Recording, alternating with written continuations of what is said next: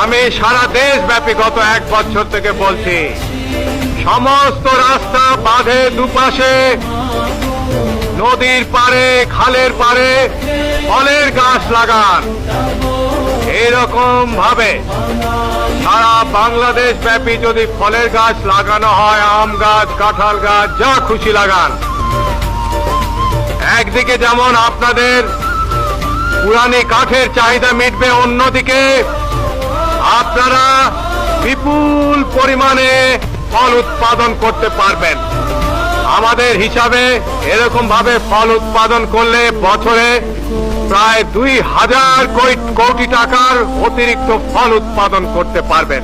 এই ফল আপনারা খাবেন, আপনাদের ছেলে মেয়েরা খাবে, আপনাদের স্বাস্থ্য ভালো হবে, স্বাস্থ্য উন্নতি হবে, এবং এই যে ধান চালের উপরে যে চাপের সৃষ্টি হয়েছে, এই চাপ কমে যাবে।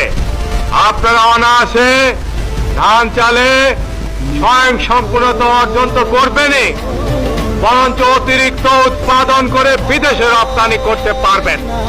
আমাদের হিসাবে যদি আমরা প্রতি বছর বর্তমানে যে পরিমাণে খাদ্য উৎপাদন করছি তার দ্বিগুণ যদি উৎপাদন করতে পারি, তবে বার্ষিক আয় আমাদের জাতীয় ভিত্তিতে 3000 কোটি টাকার উপরে চলে যাবে।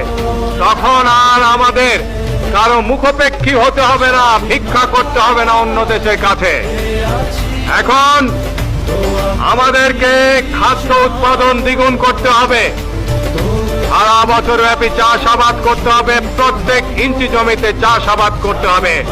এইসব দেখভাল করার দায়িত্ব ইউনিয়ন কাউন্সিলগুলির। আগের মতো ইউনিয়ন কাউন্সিলের নেতা হলে চলবে না, এখন কাজের নেতা হতে হবে, কাজে কর্মের